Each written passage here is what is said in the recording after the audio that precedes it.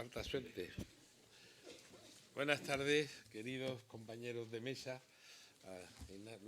Luis Hernández Larramendi y Albert Rodilla, amigas y amigos. Me vais a perdonar,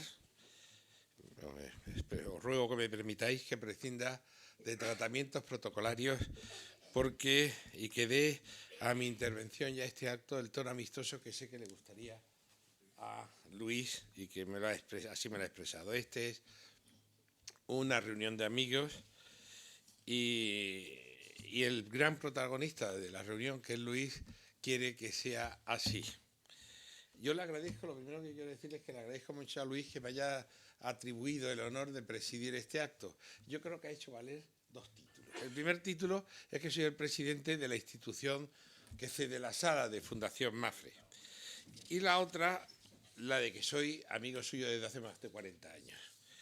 Respecto al primero de estos títulos, yo tengo que decir que, como Luis sabe muy bien, porque él es un patrono emblemático de Fundación Mapfre, desde que inauguramos esta sede de la Fundación, yo he puesto todo mi empeño en que este salón de actos, que me parece un privilegio tenerlo aquí en el centro de Madrid, tenga la máxima utilidad y el máximo uso, no solo con nuestros actos, sino también cediéndolos gratuita y generosamente para que haya otras actividades, otros eventos de tipo cultural, de tipo institucional, no lucrativos como es este que nos reúne. Así que forma parte, digamos, de la política de la Fundación, por lo menos mientras yo marque su línea de actuación.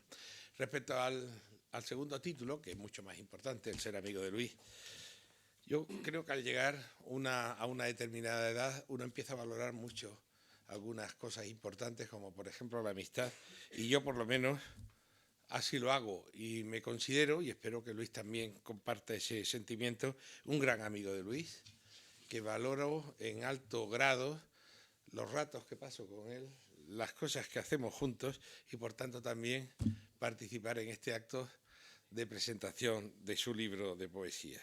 Fue una amistad que empezó en los años 70, cuando los dos compartíamos labores jurídicas en la pequeña Mapfre de Paseo de Recoletos 25, que cabíamos todos en el edificio de al lado y aún sobraba espacio.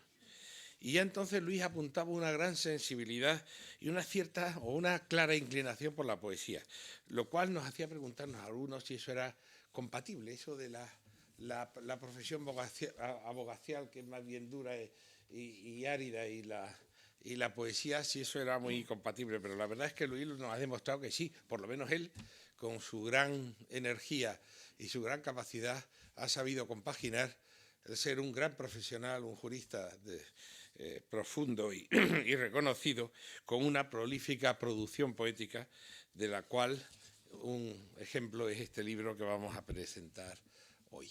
A mí me gustaría poder añadir algún título más, es decir, bueno, pero la verdad es que yo nunca he sido poeta, mi actividad siempre ha sido más bien prosaica, siempre he escrito mucho pero en prosa y no me considero un experto en ese sentido desde el punto de vista técnico, aunque creo que tengo la sensibilidad necesaria para apreciar la buena poesía, como aprecio la buena música o el buen vino, sin ser un gran experto en esas materias. Y tengo que decir que estos versos de ocasión de Luis a mí me gustan, y me gustan mucho. Además, algunos de ellos están relacionados con el mundo de Mapfre. Hay uno incluso que me dedicó Luis con motivo de mi jubilación, y los he oído oyendo, muchos de ellos, a medida que los iba produciendo, que los iba escribiendo precisamente para esas ocasiones que le sugerían esa decisión, esa iniciativa de escribir poesía. Yo creo que Luis, por tanto, como son poesías bonitas, son poesías que además tienen por conceptos profundos, no solo estética, pues yo creo que ha hecho muy bien en publicar aquellos que se han escapado de todas las vicisitudes que él explica en su prólogo y ofrecérnoslos hoy. Así que nada más, Luis, yo no quiero ser muy pesado. Bueno, enhorabuena por tu capacidad prolífica de hacer versos y de trabajar en el derecho. Muchas gracias por regalarnos este libro de lo que vamos a disfrutar, regalarnos en el sentido de haber creado una obra para que nosotros disfrutemos. Y ahora pues, le doy la palabra a don Albert Boadilla, que seguro que lo va a hacer mucho mejor que yo y nos va a explicar, Albert, vamos a hacer una presentación de Luis y de su obra.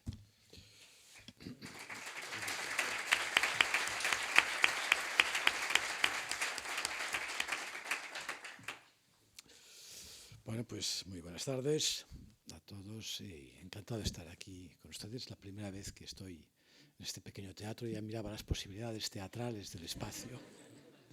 Lo que sí veo es que, como se dicen los toros, se ha acabado el papel, ¿no? Y esto seguramente es debido pues, a mi buen amigo Luis. Mi buen amigo Luis que pues, me ha encargado que diga algunas palabras, algunas cosas. Ha sido una auténtica demostración de confianza por su parte el que yo esté presentando aquí este libro, cosa que le agradezco profundamente. Ahora bien, yo en su lugar no lo hubiera hecho. Vete tú a saber qué puede decir un titiritero como el que tienen aquí, ¿no?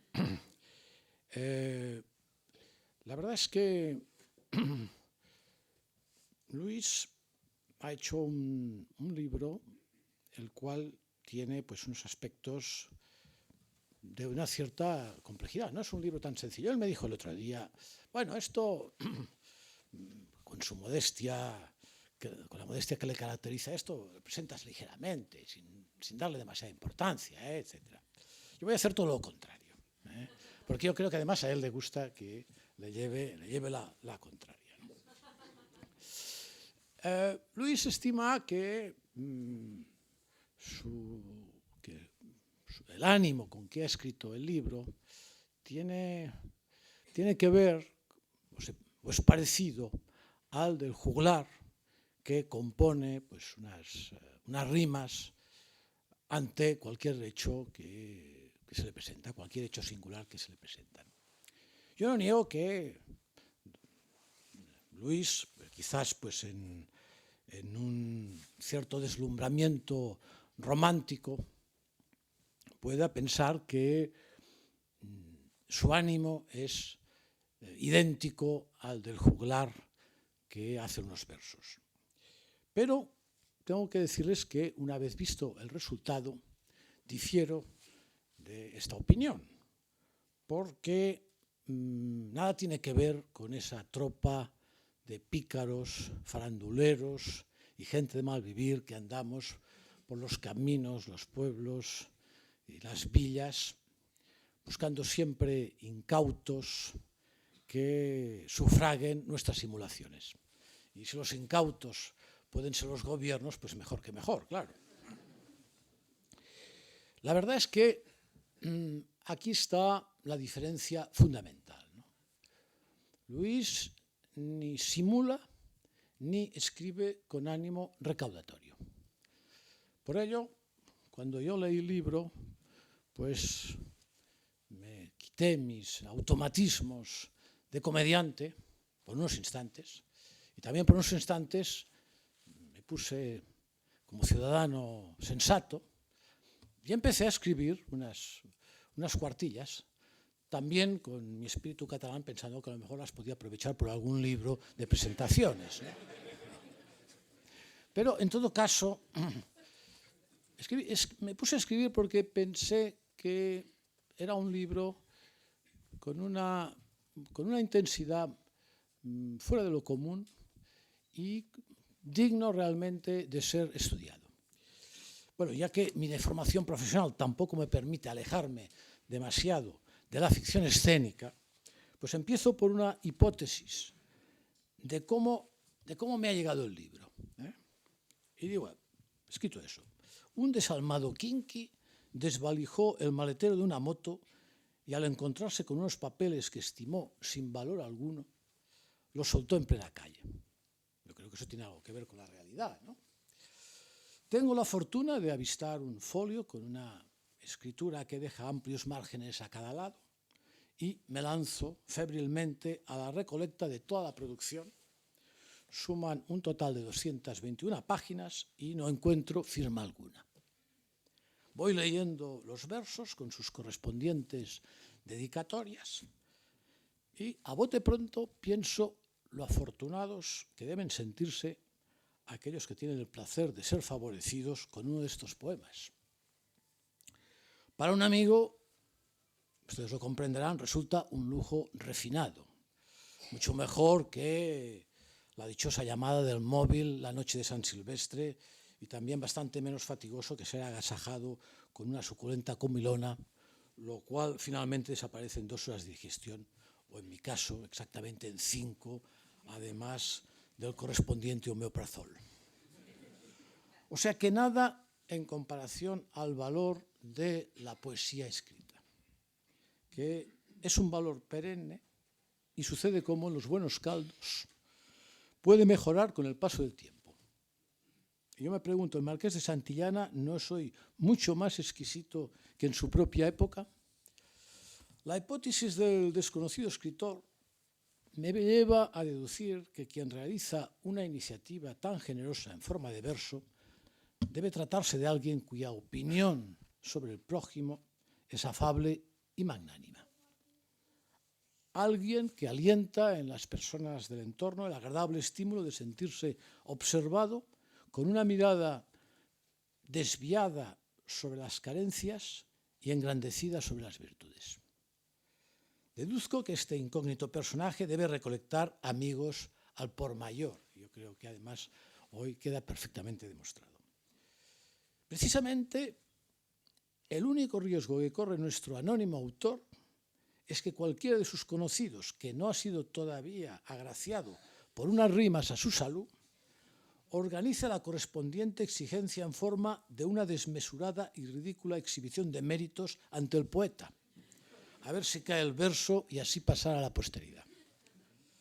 Pero mucho me temo que el misterioso versificador es incorruptible al incienso, pues actúa sin buscarle más rédito a su arte que la pura complacencia de los demás.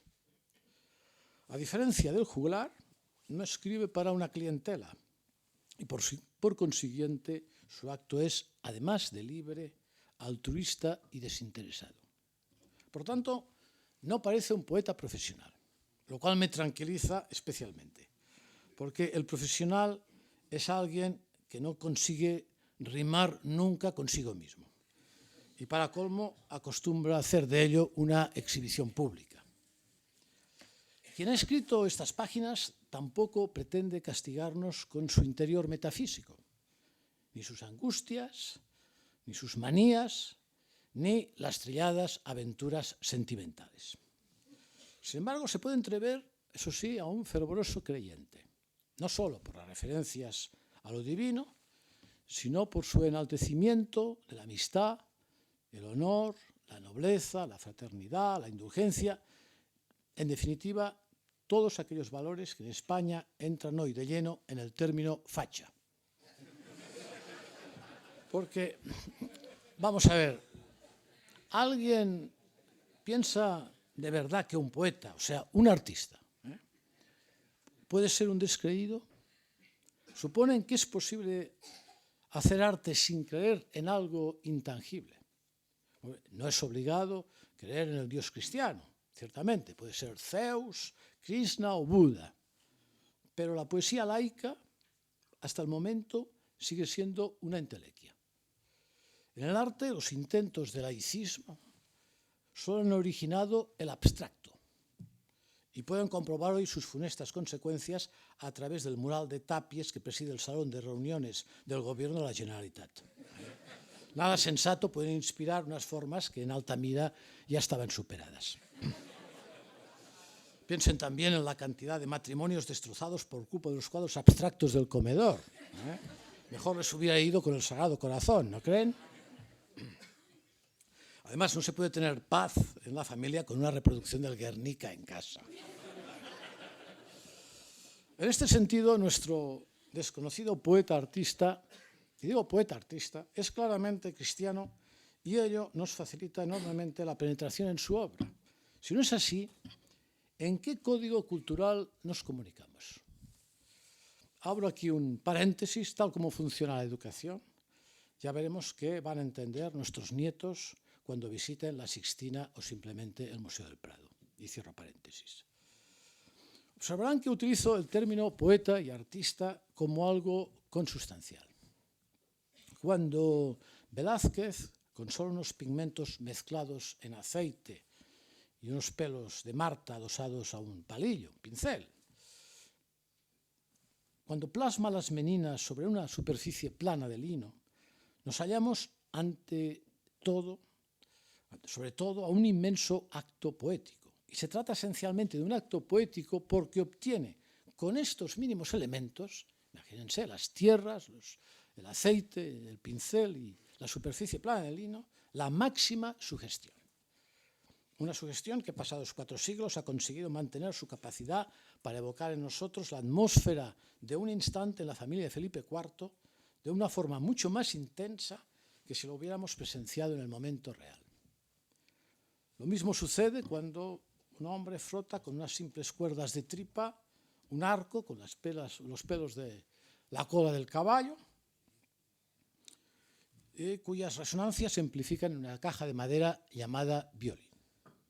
Este hombre está convirtiendo una sencilla maniobra en un acto poético, porque los sonidos producidos por tal acción pueden llegar a emocionarnos hasta hacer saltar las lágrimas. Exactamente igual que el abrupto fragmento de mármol transformado bajo la escarpa de Miguel Ángel en la Pietà, o el simple trapo rojo con que el torero templa la fuerza bruta del animal, y de su arriesgado juego emerge nuestra fascinación. Bajo esta óptica parece que 2 principios fundamentales son los que propician lo que llamamos poesía. De un lado, la simplicidad de las herramientas, y del otro, la habilidad para elaborar con ellas una metáfora, lo que viene a ser una representación más luminosa de la verdad que permanecía oculta ante nuestros ojos. De esta misma forma, nuestro desconocido autor, con un simple alfabeto, la pluma y el papel, hace aflorar sobre la gente de su entorno unos rasgos de personalidad que, aun siendo reales, toman bajo su descripción una dimensión épica que no habíamos percibido. Al verlo plasmado en un poema, todos desearíamos conocer a tales personajes y lamentamos profundamente a aquellos que han pasado a mejor vida. En definitiva, transformación de la realidad cotidiana para que ésta aflore más rica, más profunda y trascendente, ni más ni menos que poesía, con lo mínimo, lo máximo. El contenido de los folios robados en la moto no exhibe temas trascendentales porque tampoco es imprescindible para el arte. De la misma forma que Paul Cézanne pinta unas simples manzanas y mediante un asunto tan humilde nos sobrecoge su dramatismo. Nuestro anónimo autor evoca lugares y personas que, salvo Jesús, San José, Don Quijote y un libertino converso a ministro del Interior, son ciudadanos que no gozan de la fama llamada hoy mediática. Sin embargo, en unas pocas líneas tenemos trazado el retrato y nos imaginamos incluso su propio rostro. Ello me hace pensar lo agradable que resulta el arte cuya forma esconde el dolor y la dificultad de la creación.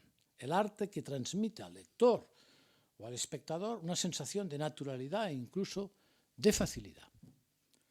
Lo digo porque a primera vista nuestro autor desconocido muestra una sorprendente pericia en versificar. Nos transmite la sensación que habla normalmente en octosílabos o alejandrinos. La misma sensación de facilidad que exhibe, por ejemplo, Daniel Barenboim tocando una sonata de Beethoven al piano. Lo hace como si estuviera preparando una ensalada a 2 manos, con una facilidad pasmosa. No obstante, prueben con el aparato de las teclas, o prueben también con un soneto. Para mí, componer un brillante poema sobre el amigo en trance de jubilación se me antoja una labor inalcanzable. Es una auténtica filigrana. Solo me saldría algo así como Pepe García Jiménez se ha jubilado y quedará el pobre muy desubicado. Ya me dirán, patético, ¿no? De aquí mi admiración ante quien es capaz de componer desde lo cotidiano. Y podría seguir escribiendo largamente sobre este anónimo poeta, pero antes de concluir, quiero señalar que el libro también nos proporciona datos muy reveladores sobre su misteriosa personalidad. Alguno de estos datos te deja pasmado.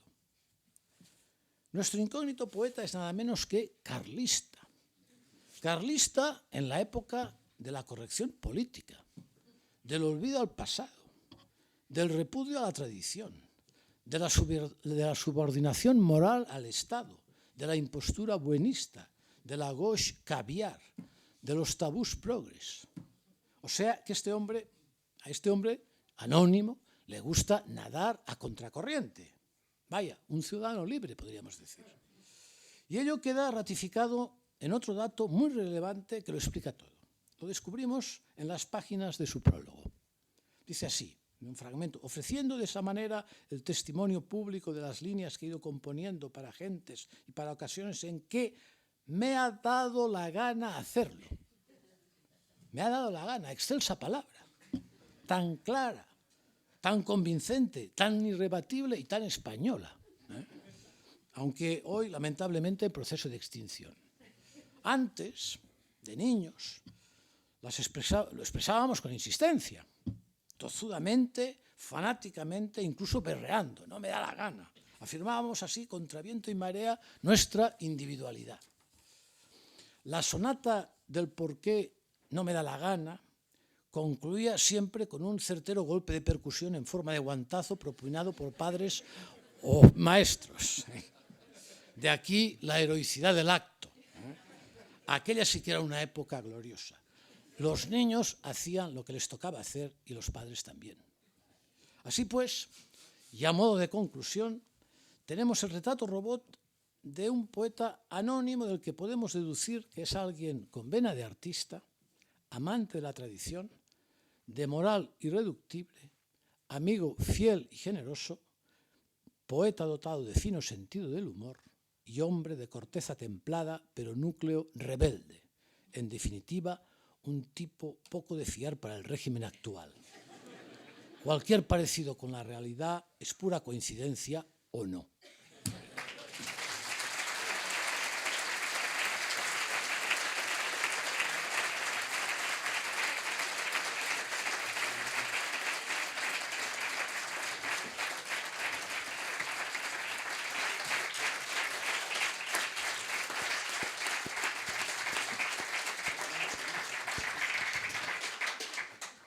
Muchas gracias, Albert.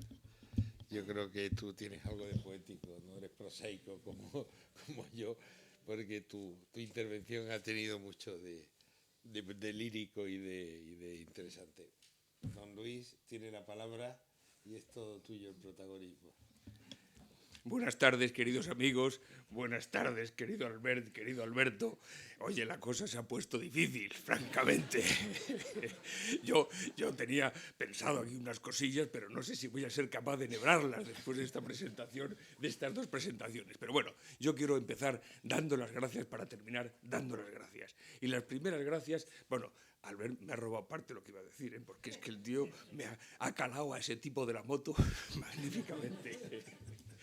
Bueno, muchas gracias, porque yo la verdad es que para mí, que tanto Alberto Manzano como Albert Boadella presenten mi libro, es un lujo al que yo no puedo aspirar y que lo agradezco como un acto auténticamente de amistad, porque para ellos el venir aquí no les añade absolutamente nada. Para mi modesto libro, el que haya estas dos personas aquí le añade mucho. Por lo tanto, es una relación bastante poco equilibrada. Yo diría ahora asimétrica, que está una palabra que está un poco en boga en la cosa política. Pero yo os quiero contar un poco por qué le pedí tanto a Alberto Manzano y a Albert Boadella que participaran en esta presentación. Alberto Manzano, ya lo ha dicho él, es de Mafre, salvo mi padre, la primera persona que conocí prácticamente, porque allá por el año 71 me pidió mi padre que participara, naturalmente gratis, en la elaboración de un libro que se llamó El mercado de seguros en Latinoamérica, Portugal y España. Y en Recoletos 25 había un abogado que me parecía listísimo, luego me di cuenta que sí que lo era, pero vamos, en aquella época sinceramente solo me lo parecía porque le veía desde la distancia sumido en cantidad de proyectos, de palabras y oye, aquello fue para mí una revelación, pero es que me enteré que este joven era carlista, o había sido carlista, y como eso del carlismo imprime carácter, él, aunque lo niega después, no ha podido quitarse y borrarse esa mancha, porque eso es indeleble. Y claro, entre eso, entre el común trato que hemos mantenido durante 40 años, pues al final hemos tenido una amistad extraordinaria que a mí me alegra mucho que se haya conservado hasta ahora y que espero se pueda conservar muchos años. Y ese común carácter carlista, aunque Albert lo vaya a negar también, es otro aspecto que me une con Albert y por el que le he pedido que estuviera aquí esta tarde, porque él tiene confesado que cuando empezaba a hacer cosas raras, esas de los juglars, que lo perseguía la policía y tal, los miembros de su equipo, a él y a alguno de sus amigos, les llamaban los carlistas, porque eran los tíos más arriscados, los más rebeldes, los que se iban al monte. Y además, creo que tienes un tío abuelo carlista. Bueno, oye, o sea que eso ha sido muy importante. Pero es que hay otro aspecto que es fundamental. Yo conocí a Albert Boadella en casa del duque de Segorbe, en el Pazo de Oca, y bueno, pues las cosas de la vida, te haces amigo de las gentes. Ellos se hacen amigos de ti y ahí adelante, o no. En unos casos sí y en otros no, en este caso sí. Pero es que toda esa historia que ha contado, el trasunto de la moto, viene muy al caso porque efectivamente yo este libro tenía pensado hacerlo hace mucho tiempo y iba llevando en una mochila que tenía en la trasera de esa moto grande con la que me muevo por Madrid, iba llevando los versos, naturalmente sin copia ninguna, iba haciendo prólogos y después de una cena en la que estaba con Albert Boadella, salí del restaurante y hete aquí que me habían violentado el maletón y se habían llevado la mochila con todos sus versos, que son los que se ha encontrado él luego y que componen este libro. Y claro, yo pensé que, hombre, él no era culpable de que me hubieran robado la moto, pero aquello de la preterintencionalidad siempre tiene que ver. Ya saben ustedes que lo de la preterintencionalidad, hombre, la causa de la causa es causa del mal causado. El señor que embiste un poco borracho a alguien al que le causa una herida leve, le ponen en una ambulancia y en la ambulancia para llevarle al hospital se pega una torta y se mata. Hombre, ese señor tiene doble culpa, porque claro, él no quería matarlo, pero ha causado la causa general. Pues Alberto, sin quererlo, pues también causó la causa principal. Bueno, oye, esto es un breve prólogo y para agradecerles a los dos muchísimo que la presentación que han hecho Albert es auténticamente magistral. Yo no esperaba tanto, yo esperaba que dijera unas palabras de compromiso y se ha llevado el tío el trabajo de estudiárselo, francamente. Oye, eso no suele ocurrir. Pero a mí me ha robado un poco algo que iba a decir, porque yo quería, en estas palabras, responder a 3 preguntas que me he hecho yo a mí y que me parecía que se las harían los que estaban en esta sala. Y era, oye, ¿y tú por qué narices escribes? ¿Por qué narices publicas un libro? ¿Y por qué narices lo presentas? Y después de eso quería leeros algunos versos, porque era un libro de versos de los que no se lee ninguno, pues francamente parece que la cosa no cuadra. Y luego terminar con un agradecimiento. Bueno, pero antes de eso quería deciros lo que no es este libro, que ya lo ha descrito Boadella. No es un libro que tenga ni poesía intimista, ni poesía familiar, ni poesía filosófica, ni poesía trágica. Son simplemente, como su título dice, versos de ocasión, en el doble sentido de que celebran ocasiones y que tampoco tienen pretensiones. Son como los coches de ocasión, pues un poco, pues que están allí y se cogen y se tiran. Y son de circunstancias y circunstantes porque celebran alguien, circumstare, estar alrededor, alguien que estaba por allí o algo que pasaba por allí, que es lo que he tratado yo de poner en estas líneas que hoy vais a ver en este libro que está tan bellamente editado. Bueno, ¿que por qué escribo versos? Pues es que hace 30 años, cuando yo era un jovencito meritorio en la acrisolada casa del Zaburu, pues vi en una recensión en el Ya un libro que me interesaba sobre carlismo. Claro, en aquella época no había internet ni cosa que se le pareciese y yo no conseguía dar con nadie que me obtuviera un ejemplar del libro. Pero hete aquí que en esa casa